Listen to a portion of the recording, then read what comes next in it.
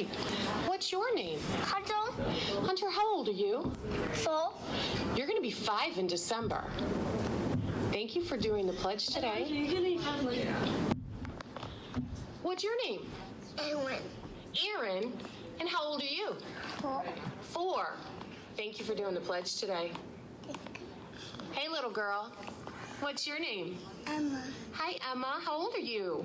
4. You are 4. Thank you for doing the pledge today. What's your name? Hudson. Hi, Hudson. How old are you? 5. 5? Yeah. Oh, boy. I turned 5 in April. I'm gonna be 6 in April. Wow. And Wait. Thank you for doing the pledge today. Welcome. Hello, little girl. What's your name? My name is Zoe. How old are you, Zoe? 4.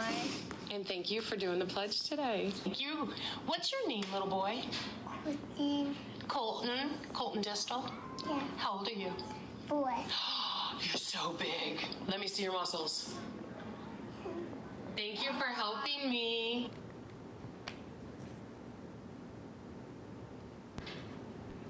And that was the Pledge of Allegiance by the pre-K. Thank you, Ms. Tewitt.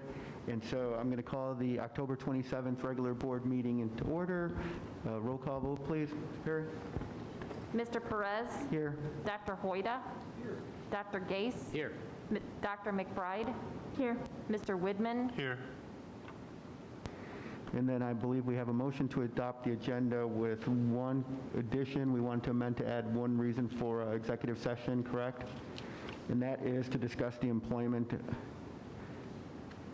of an employee. So with that amendment, do I have a motion to approve the agenda? I'll make a motion. Thank you, Mr. Widman. Second.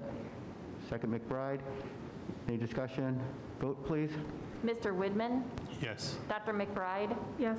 Dr. Gase? Yes. Dr. Hoyda? Yes. Mr. Perez? Yes. All right, and I'll turn the meeting over at this point to Mr. Grubbs. Would like to acknowledge our guest, Melanie Suter, and Chris Joyce with the TEA, Kim Banks, and one of our aides at Washington, Chris Griffith, an OPSI rep from the region, Nicole Walby from the AT, Carissa Allen, the Juvenile Detention Program Coordinator and Tutor, Mark Stover, a community member, and our guest speaker tonight, Michelle Tewitt. Michelle, you'd like to come up and present?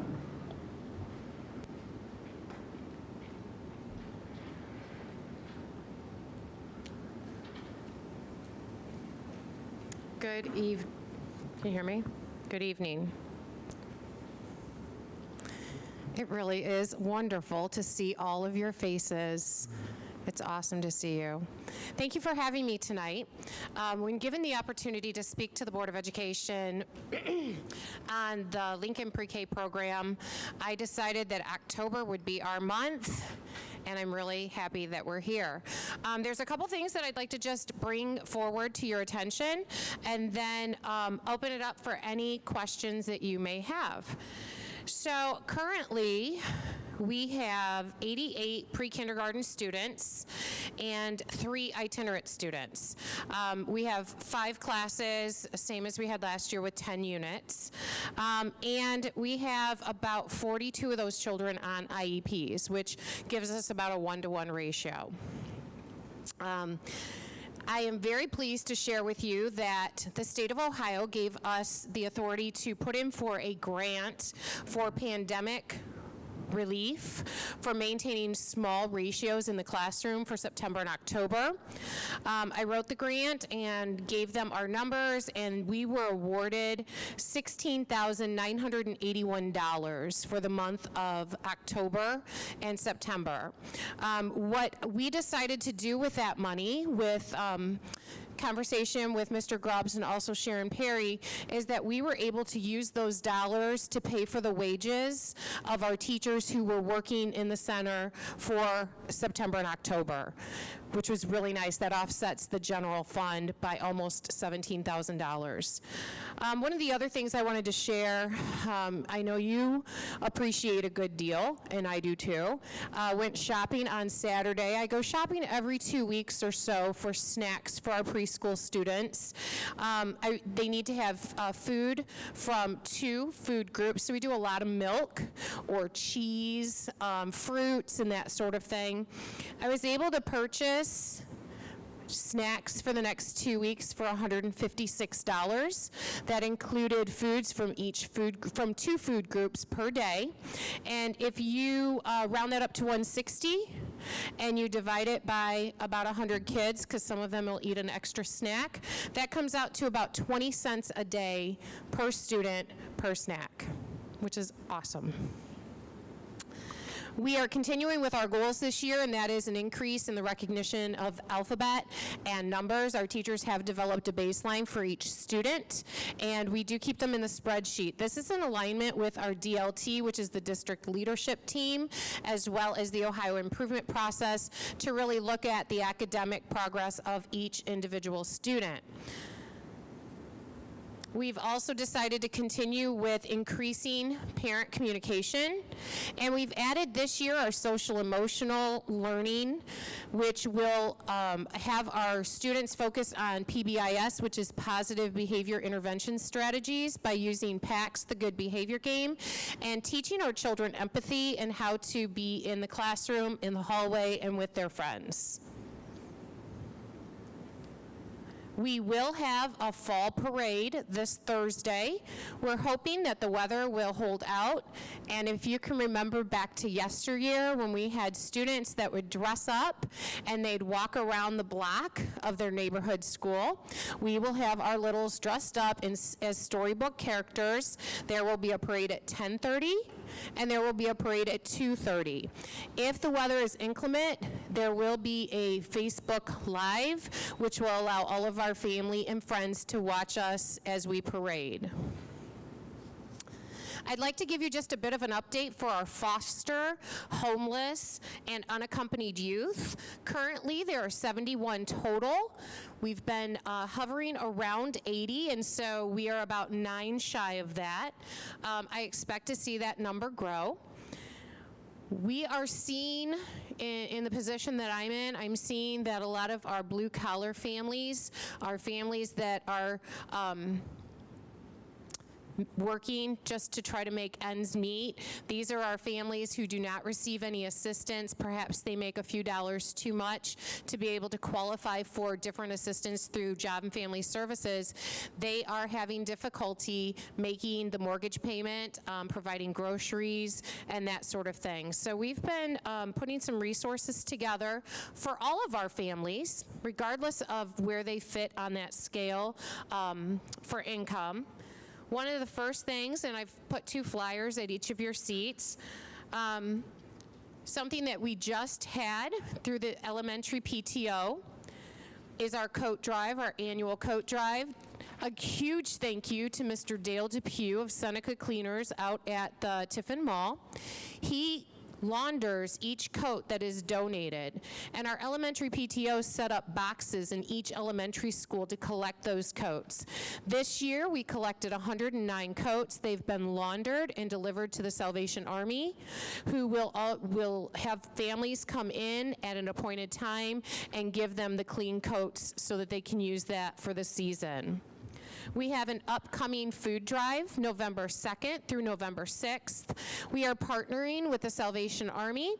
I have been informed by Lieutenant Hughes and Hughes, the wife, Marcella and Jimmy, that they have several grant dollars that they need to use before the end of the fiscal year, and they will be purchasing food, but they need canned food items. And so all the schools in the area have been encouraged to participate. Lincoln's will be next week, November 2nd through 6th.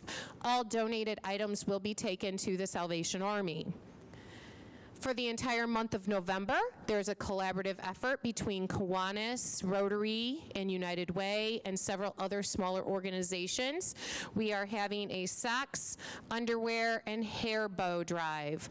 And so on your flyer, You will see, imagine being a child who does not have clean or new underwear or socks to wear to school. And we are doing a drive throughout the city of Tiffin. It is in conjunction with Tiffin City Schools, but we've also included Calvert, NCA, and Bridges. We will be sharing also the Opportunity Center and the Tiffin Developmental Center. People have asked what sizes we need, and you typically think of littles, but all sizes are welcome. We have children at the high school level and also parents and families that need this basic foundation item. So we are running an entire month of collection. There's much more that I could go on and share, but I just wanted to give you a very small insight of what is happening with these two departments. And if you have any questions, I would be more than happy to answer them.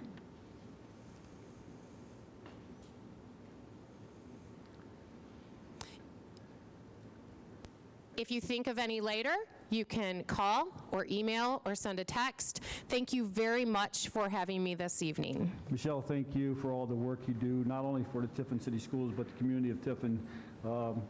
It's a better place because of you and all the work that you're doing with all these groups that help all those who are underprivileged. So thank you for all the work you're doing.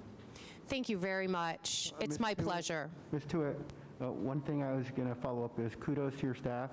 I was just out of your building recently, and I'm amazed at the condition most of our buildings are in.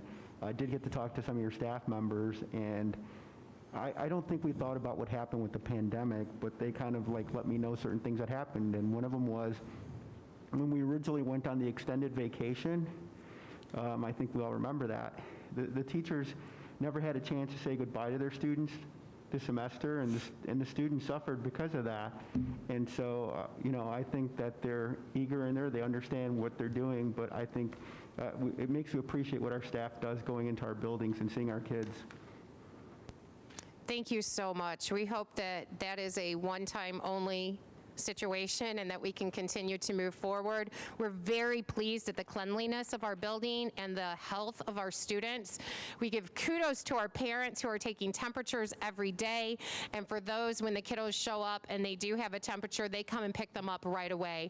We are washing our hands and making sure that we are having distance, and honestly, we are so very grateful to be with our children every day. Thank you.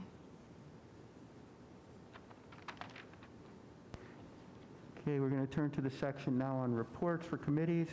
First up is the Business Advisory Council, Dr. Gase. Business Advisory met on Thursday, October 15th, virtually, and we went over a survey that we put out to the businesses in the community, asking what the two biggest problems the businesses are facing today, and those who responded found some of them were problems we'd heard before, that is finding people who want to work. I know that at American Finance Center, I think Sherry Hernandez said I want to say 35 positions they could hire right now if they had somebody that would wanted to work and could, I think even now they're not even, most of these places aren't doing drug screens anymore because it eliminates candidates that can work. So there's a problem finding people to work. So that was one. The slow comeback from the downturn in business, that's one thing as well, and the difficulty knowing what the future foretells here in the upcoming months. There's they're trying to, the National Machine Union talks about being competitive with wage losses. The universities are talking about keeping COVID free and trying to maintain hands-on activities, learning experiences. So some of the problems that are chronic, some of them are not, are new and unique to the situation. We talked about, Amy Wood gave a brief overview of her regional activities in Seneca and Sandusky County with the BRAG program. There's approximately 60 to 70 students that are interested, and they have 9 districts now in the regional Close the Gap Committee and there are two new districts. We had the business advisor bylaws have been passed. We included Tiffin Calvert in our group as well. We looked at the State Business Advisory Council highlight, comparing ourselves with other districts and how they manage their business advisory councils. And it's interesting that a substantial number have their communities run them. In other words, like the Seneca Industrial Development would be more natural, I believe, would be a more natural entity to run the business advisory. And so that's something in the future we might want to look forward to, bringing in county schools, bringing our business advisory, make it countywide, that way we can get countywide businesses as well and serve a larger group. But it would, I think it would no longer be appropriate that Tiffin City Schools would run that business advisory, but rather something like TCEP, Tiffin Seneca, yeah, TCEP, that's the new name. So we'll talk about that in the future, but I think that's kind of what I see as a possible future. We talked about subcommittees. There's a variety of subcommittees, and we've had leaders in each of those committees, and those who wanted to participate in those committees came together. We had Tiffin City Schools talked about two biggest problems facing students, and we talked, the school administrators, Chris Joyce and Jen Kuhn, talked about getting students into routine. That was tough. And the uncertainty of the future, dealing with death and family problems. And as far as explaining the Tornado Academy, that's been a learning experience for people as well. And trying to get people to do their assignments on time. Matt Coleman talked about Impact. It's a student activity that's open from 3 to 5:30 Monday through Thursday, allows teens to socialize in a safe distancing fashion.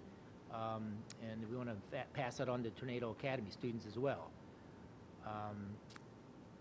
Let's see. Talked about future activities, but I think we'll talk about that in the future. Also talked about a website and a community opportunity website that allows students to put their resumes on it and updating them, sort of similar to what we do with Naviance, but bringing it on to businesses as well to let them see the what the students are accomplishing. Had a lot of discussion for rather one of the better virtual meetings I've ever been to, I think. Our next meeting will be November 19th at 8 a.m.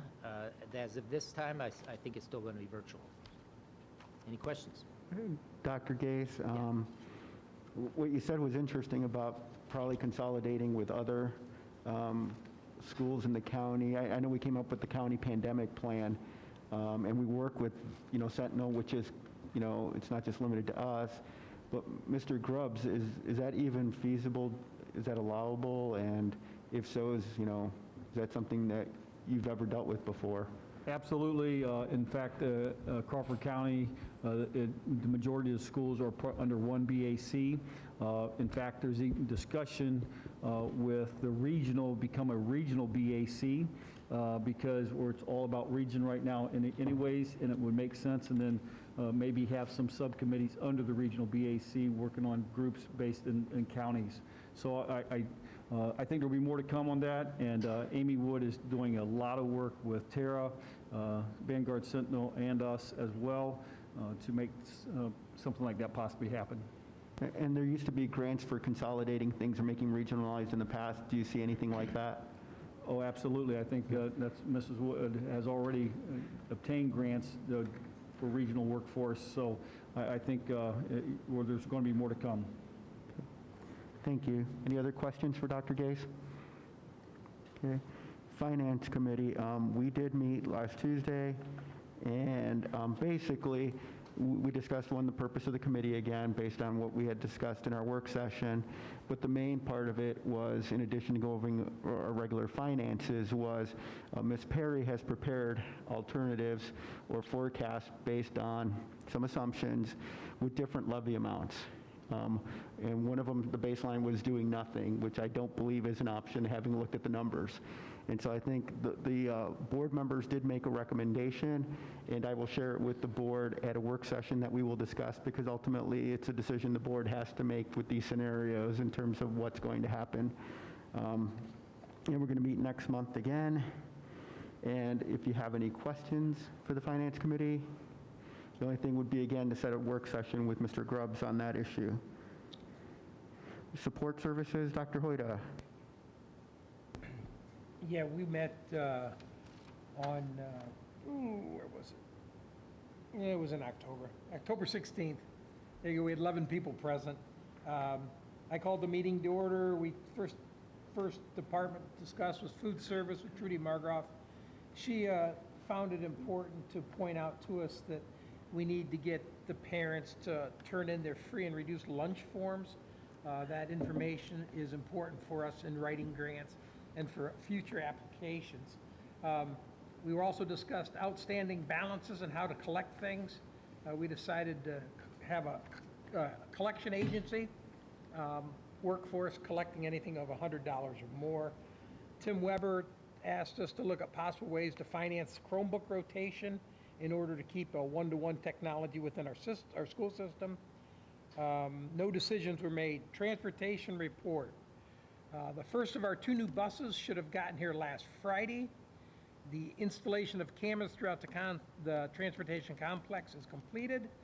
And we were discussing about having air conditioning putting in the new buses starting with next year's order. Scotty Daniels gave us an update on several projects. The phone fire alarm audit showed that we have a savings if we use mobile links as our contact provider instead of the current method, which is cables, if I'm correct. Basically, we use phone lines now, Right. and they're dedicated phone lines to our fire alarm panel, and you'd go with it's basically a cellular device. And then Scotty gave us a question to ponder about should we put $300,000 to $400,000 in repairs in the administration building or look at other estimates. If anyone has looked at the administration building closely, they can see that in its day, it was a beautiful facility, but its day is long gone. The curved windows need replaced, the trim around the place, it's just a mess. But anyway, that's something for us to think about, how much money we want to spend on that, if we want to spend any at all. The other issue posed to us was a list of district-wide projects which were presented to the committee, and we were asked to prioritize that and bring it to the next meeting, which is going to be on Friday, the 13th of November at 8 a.m. at the Columbian High School cafeteria, so we can accommodate social distancing, and of course, the public is always welcome. Mr. Grubbs, what kind of options are we looking at in terms of the administration building? Well, we've looked around the district, and there was some discussion, is there room at Lincoln? Bob and I don't believe there's room at Lincoln for the size of our staff that we have. It's currently housed in the administrative center. We have looked at a facility across the road. There was a doctor's office that was across the road. It has exactly the number of offices we need, minus one. And Scott said he would be willing to move to the fort, as we call it. So that was an option that we just at least investigated. We do know that just the window repair was somewhere in the $60,000 range. The window replacement was over $100,000 range. And that doesn't include still not being ADA compliant and many other features of the facility that, as Dr. Hoyda has pointed out, is past its time. And it is a challenge, and it will be, when the snow flies, it flies in some of the windows, and there's obviously a HVAC issue there with the boiler that needs replaced in the very near future as well. And I know, well, go ahead. Oh, and so regarding that, and I know I've talked about it before, is there any realistic possibility that we could offer the building for sale to someone to take the building and preserve it, moving it? Dr. Hoyda, I think, answered it at the last, at the meeting. Dr. Hoyda, you basically suggested we offer it to the Historical Society for $1. And it's not necessarily that easy, but it's at the end of the day, that's what, we could do is have an auction, but at the auction would be that they would have to move it within a certain period of time, and they may or may not, no one would buy it, so who knows? Well, I'm glad that, I want to see us at least working with the Historical Society to make the community, if they can come up with an alternative, but we can't expend the money to keep heating that building and preserve it. It's not, it was a house before, correct? Is that what it was? Okay. Can we rewind to the outstanding balances and turning them over to collection agencies? Is this a standard practice among schools? It is a standard practice amongst, I would say, schools our size and larger. The issue we have right now is we have some students who owe, say, $700. We do have one that owes over $700, and several that owe over $200 and plus dollars, and actually there are several over $300. And many of those students have moved out of the district and no longer even live in Tiffin, and so it is a challenge. We'll ever collect that money unless you use a collection agency. And generally, what happens, I would just say in general, many times when you use a collection agency, they combine these with other people who are going after these folks that owe, and it doesn't cost you as much that way when they do that. Well, and Dr. McBride, we did discuss this in finance as well, and the consensus of the finance committee was to agree with the recommendation of the support services. I think the payment history they showed us was years that these accounts were accumulating, and what I discussed with Mr. Grubbs is we need a policy to prevent that from happening. You can't let somebody carry 8 years of a balance and then, try to come back that way. They said that they have been offering them the option of applying for free lunches, that is something they have been, but, I think they understand we've got to do that first. But, at this point, we can't let people carry 8 years or 12 years on of past due balances there. It's not fair to the other parents that are, that are meeting their obligations. And understand our food service is a self-funded department. It's 100% funded by their sales and their reimbursements from the federal government. So without those funds, your food service department will quickly go into the red, and when they do, then they have to lean on the general fund to refund that. So at the end of the day, it's not a matter of just, hey, we're going to go after you. I don't think, no one does that. So it's a process that you work with folks, and hey, if you can pay $5 here, $5 there, $10 here, and work with the families to try to get some payment and before you go to that step. But we would definitely do our due diligence in trying to collect it without going that way. Thank you. Any other questions for Dr. Hoyda? Okay. Now to legislative liaison report. I have a few things to report. If you all recall, there was House Bill 305, which was the Cupp-Patterson bill. Judge Cupp is now the Speaker of the House, and the discussion is that it's still out there, and then their plans are to introduce a Senate bill companion to go with it. Senate bill, I believe, would also be number 305. And I spoke to one of the aides for one of those sponsors today, and they indicated, yes, they do plan to go forward with it, and it should probably go into Finance Committee. Now, it's difficult because they would have to pass it before the end of this year because this term ends. But I discussed this with Mr. Grubbs. Having spoken to the aide, I would like to draft a letter to our representatives and senators in our area and to Mr. Cupp to let them know that we would ask them to do something in terms of the area of financial reform. It's the funding formula that's been frozen for years, and it's what's partly, forcing us to go to levy next year and to lean on our property tax holders, is we need the state to do something too. They just can't keep pushing the burden on us. So so I'd like to ask the board if there's a consensus to do that, and I can prepare that letter for our work session if you want.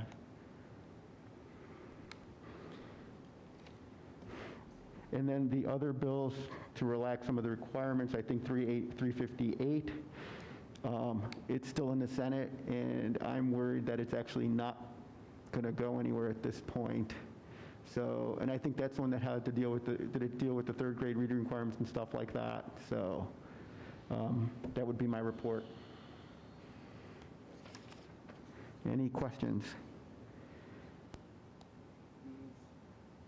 Superintendent Search Committee, that's myself and Dr. McBride. We have had some discussions, and all of you were provided today with a copy of the OSBA search proposal. And so basically, I'm going to just ask you to digest it, review it. They have presented in person before when this pandemic started, and that would be it in terms of that issue. You also received a copy of what I would believe is the tentative superintendent compensation review that was formulated by Mr. Woodman. Thank you. And I think that's going to be an important tool. Mr. Woodman has also volunteered. He's working on a policy that he's provided me on salary compensation. And so I'd like to have those eventually all reviewed. And again, those are provided to you at this point. The only thing with the salary survey is we authorized up to $4,500. They said they have to still bill for just October. I would recommend at this point, and after you review it, that we just approve the October amount, and that's it. I think that would bring us about 4,100. I'm not sure what it is. Regarding the specific package you have in front of them, I asked them specifically about the annuities, and they indicated that nobody really pays them in the area, so they didn't make a recommendation on that. So, any questions regarding that? Will there be more proposals for the superintendent search? As far as I know, there was only one other interested party at that point, and that was the more expensive option. That was the only one that had expressed interest before. Did they give us, were they going to give us an updated option? Or? If the board would request that, I would contact them and ask them for an updated one. That was the one that had the silver, gold, and I think they started, if I remember, at 10 or 12 and then moved up. So. What was their name again? Oh, I can't remember right now off the top of my head. Okay. And then there was the ESC. Are they interested in helping us? I can contact, but I don't believe they were at the last time we were involved, so. Well, I think I think we had looked between the two that we had seen the presentations for, and we had come to OSBA and then the one that had presented for us, and we had definitely liked the OSBA, and we were membership with them. So those are the two that we had worked with, and Terry presented this and had more cost benefit for sure. Yeah. So there are two, or there were? How many were? So we've seen the two present. Well, we've had three present before, and we moved forward with none of them because we've done the similar process. And so then, with Victor and myself on this committee, we worked and looked at all three of those again, and then we've reached back out to Terry after looking at all of those same ones we'd already seen. Okay. So you ruled the other two out, or? Yeah, that's what the committee did at this point, based on the information we had at that point. We were formed as a committee to make a recommendation. So that's why I said we can supplement it, but our recommendation, if we choose to go with any of them, is to go with the OSBA option. Okay.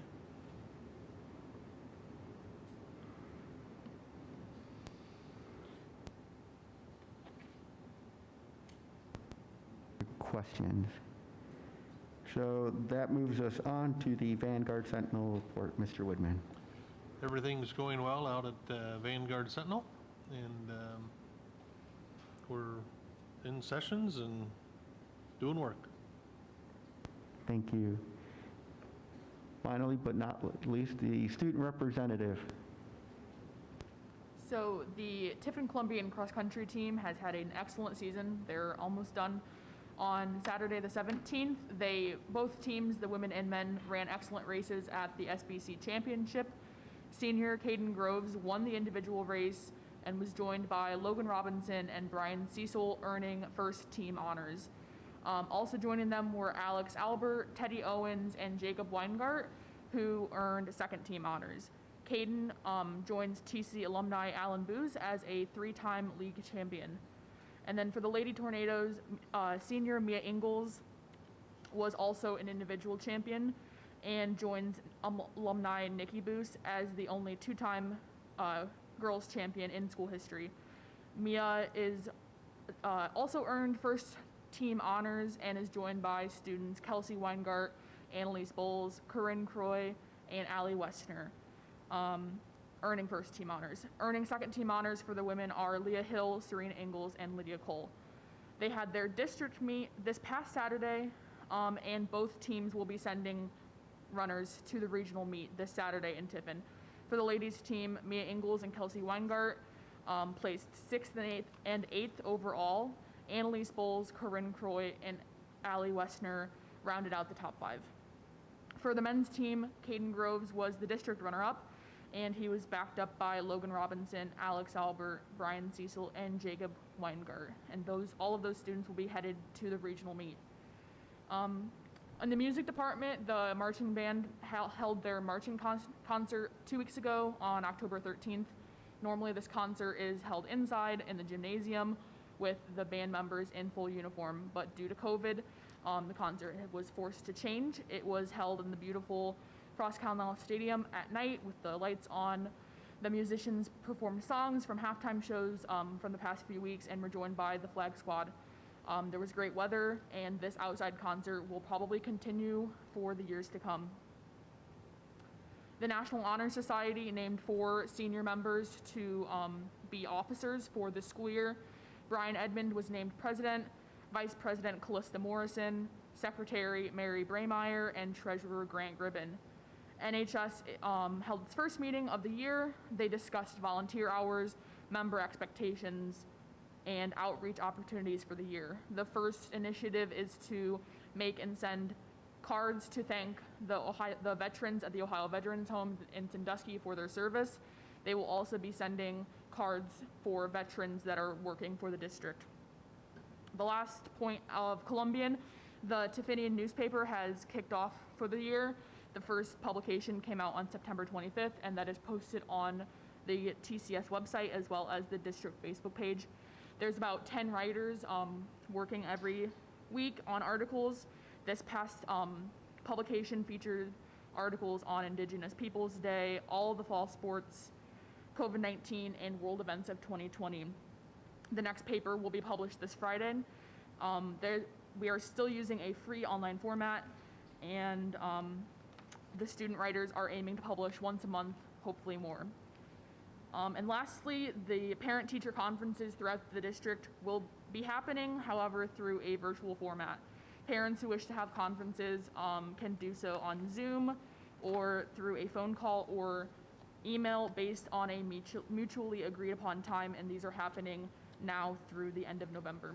And that is all I have prepared. Thank you. Any questions for the student representative? I had the opportunity to read the paper y'all produced. It was excellent. That was really well done. Thank you. And I think you had an article in there as well. Yes, the first publication, we hadn't had a meeting yet, but we still wanted to publish for September. So the editor and the 2 assistant editors put it together. It was great. Nice job. Thank you so much. And what's the mood at the school? What was that? The mood. How are the kids doing? The kids are actually doing really well. It's way better than I expected. Everyone is wearing their masks, even in classes where everyone's spread apart. No one has them blow their nose. Kids are doing great. I think we're all happy to be back.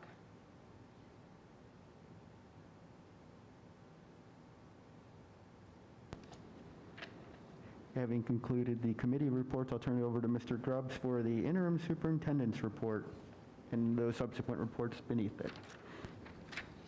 Mr. Bose has a report on the revised board policies. Thank you, Mr. Grubbs. Thank you, Mr. Perez. First off, Jory, nice job. That was a really good report, very articulate, very informative. Thank you. Thank you so much. For being your first in-person meeting with us. You did an exceptional job. Congratulations. Thank you very much. You're welcome.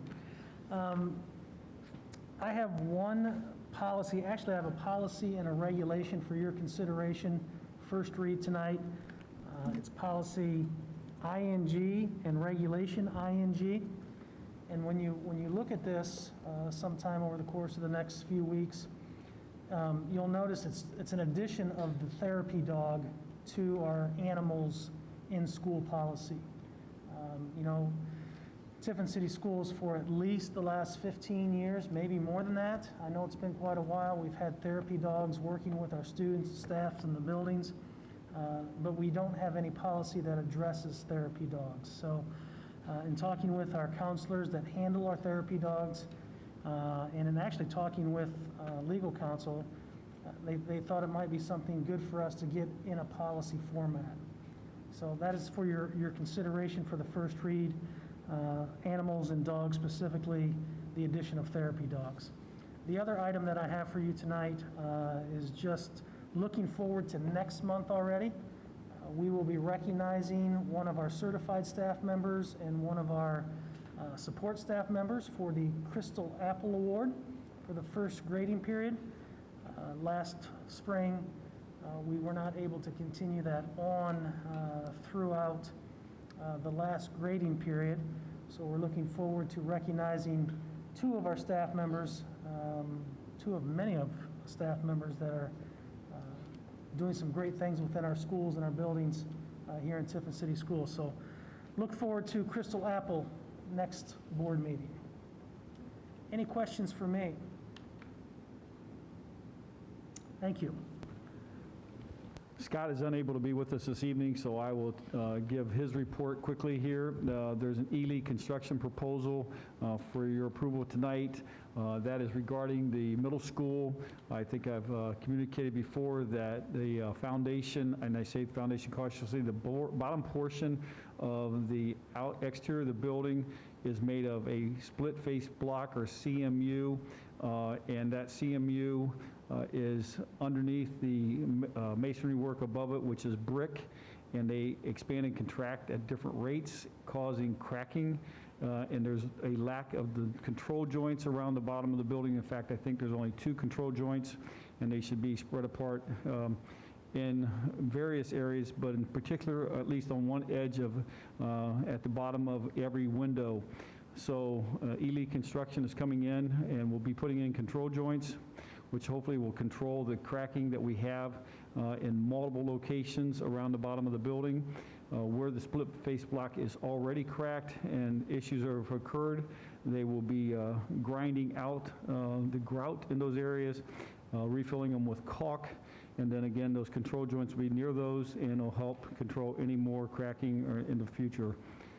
Ely Construction will be, again, hopefully starting that after we, if we can get this proposal approved tonight. First reading is support staff handbook. I think you're well aware that's been coming. And then Gov Deals. Gov Deals is a online auction that most state agencies around the state use. In fact, more people in Ohio use it than any other state that uses this platform. It's been around for at least 10 years, and I'm thinking almost 12. And again, it's a great way to liquidate our unwanted or assets that we no longer need. And instead of storing it and continually moving it, this just is a great way to get rid of it. So we're asking that to be approved this evening. That's all I have for Mr. Daniels' report. Do we have any questions? I have a question on the animals in the school. There was an exception. I assume it's all about live animals. But there was on number 6, when animals are used as part of an experiment, such as dissections in science course. Is that really appropriate to be in this category? When I consulted with Diana Brown, this was the closest policy that she felt it would be appropriate to add it to without creating a whole new policy or classification.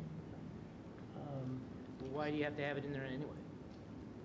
It's a formaldehyde preserved animal. I mean, and what I particularly don't like is, are you saying that somebody who doesn't like it then can opt out of doing that part of the class? I'm not saying that, no. No, that's what this policy says.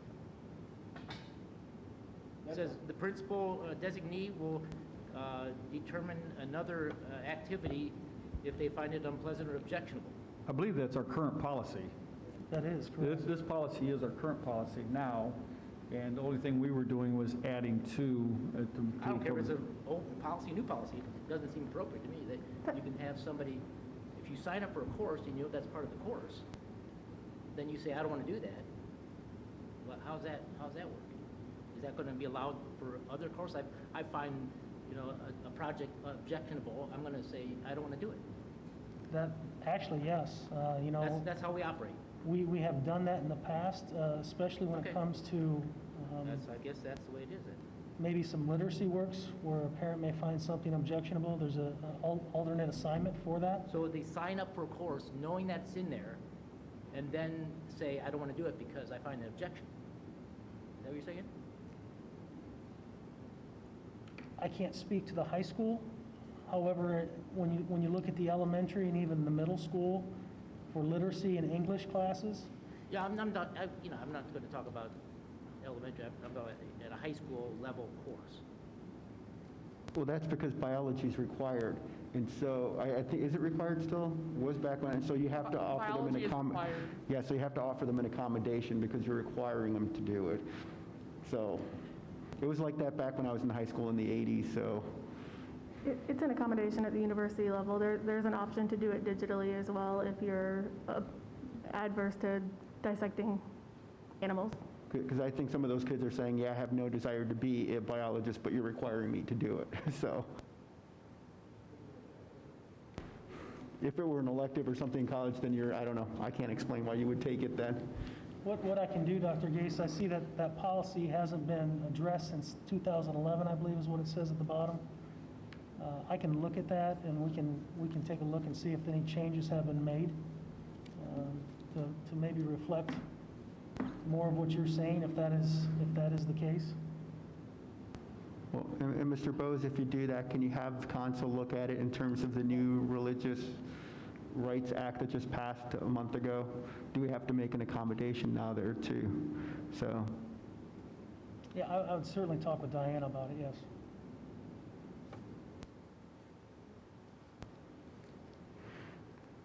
any other questions?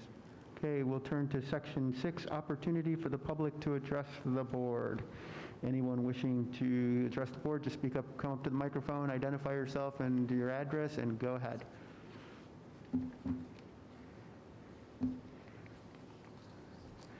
Okay, I'm not seeing any takers, so we'll move on to section 7, the consent agenda.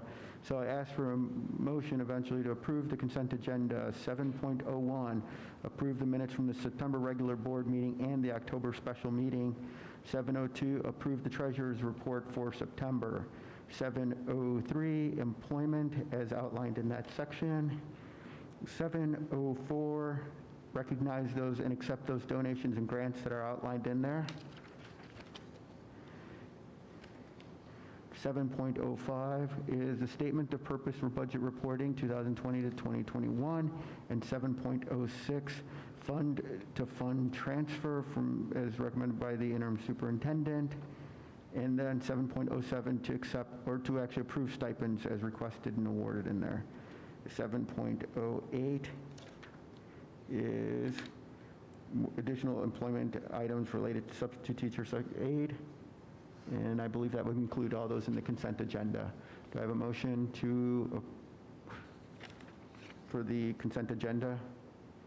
To approve it? I think you want to maybe go 701 to 707. Oh, what was 701? Start just through 707, don't include 708. 701 to 708, to approve those items as the consent agenda. I want to pull out 708? Oh, yes. Thanks for reminding me on that. We'll pull out 708 from the consent agenda. So up to 707. So moved. I'll second that. Any discussion? Vote, please. Dr. McBride? Yes. Mr. Perez? Yes. Dr. Gase? Yes. Mr. Widman? Yes. Dr. Hoyda? Yes. And then 7.08, I'll make that motion to approve those hirings as recommended by the interim superintendent contained there. Do I have a second? Second. Any discussion? Roll call vote. Mr. Perez? Yes. Dr. Gase? Yes. Dr. McBride? Yes. Mr. Widman? Yes. Dr. Hoida? Okay, Section 8, agreements and contracts. And Mr. Grubbs, can you go through those? Yes, I'll go through these fairly quickly here. As Schools PLP is, obviously, we have initially had 711 kids in the program. I think currently the enrollment is 699 with, as of today. And again, that was outlined in last month. It was we had an agreement that was wrong, so we had to correct it and bring it back to you in the right format. Approving the technology services. So what this is about is our phone system. The ESC has someone who helps us with our phone system, and it's only contracted as needed. I've asked Mr. Bose to speak to 8.03, and that contract, I know it's funded through local funds. So you want to explain that? Yes, that's an extension of last year's monies that were set aside for Joe Moore and National Machinery Foundation for the International Cultural Center. Since it was not used last spring, and with the services that Mr. Moore has in mind to provide our students and staff to start off this school year, he feels confident that this money that was left over will take him through most of this year, if not all of this year. So it's not more money than last year, it's using the money that was carried over from last year. After that, we have the yearbook, an MOU with the TEA. When we switched to Life Touch, then we were left with no one to do the yearbook. So Mr. Tristler and some people at the high school came together and said, hey, is there any way we can make this happen? The TEA is willing to work with us, do this as a pilot year for the yearbook advisors. And I think 2 people plan to split that stipend, at least that's what I heard last. But once we have approved this, we can get that in place. Approve the extension of the lease agreement for the 82 plus acres. This is an agreement that was in place last year. All the parts of the original agreement would also stay in place, so we do have options to get out of it. The Ely construction I mentioned earlier, again, that's for the masonry work on the bottom up portion of the middle school.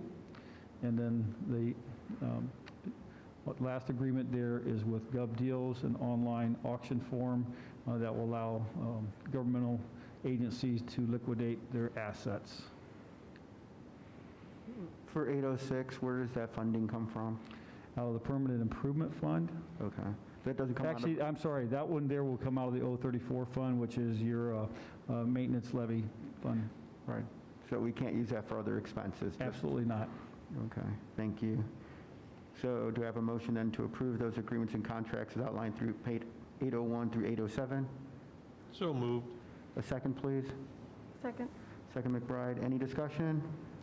Vote, please. Mr. Widman? Yes. Dr. McBride? Yes. Dr. Gase? Yes. Dr. Hoida? Yes. Mr. Perez? Yes. Section 9 is to approve the revised board policies. Correct, Mr. Bose? Yes. Okay, and so do I have a motion to approve those revised board policies? So moved. A second, please. I'll second. Oh, go ahead. Dr. Gay seconded. Any discussion? Vote, please. Dr. McBride? Yes. Dr. Gase? Yes. Mr. Widman? Yes. Dr. Hoida? Yes. Mr. Perez? Yes. Takes us to Section 10, the opportunity for the public to dialogue with the board. So I believe if you want to discuss anything the board did or is about to do, go ahead and come up to the microphone. If not, then we turn to Section 11, which is board discussion. And then I'll just again open it up to any board member who wants to raise any issue today.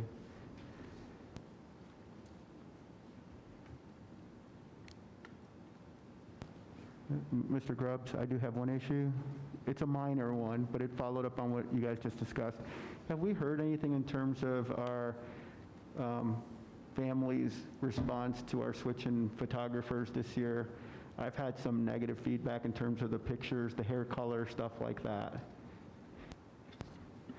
The only issue I heard of was regards to the athletic photos that were taken. There was an issue with those who paid with cash and/or check. Their pictures were delayed multiple weeks for some reason. Both myself, Scott, Dan Hartzell, all communicated on various occasions with Life Touch to get that resolved. Those who paid with credit card got their pictures immediately almost, and so there was no issues. That's the only complaint I have heard.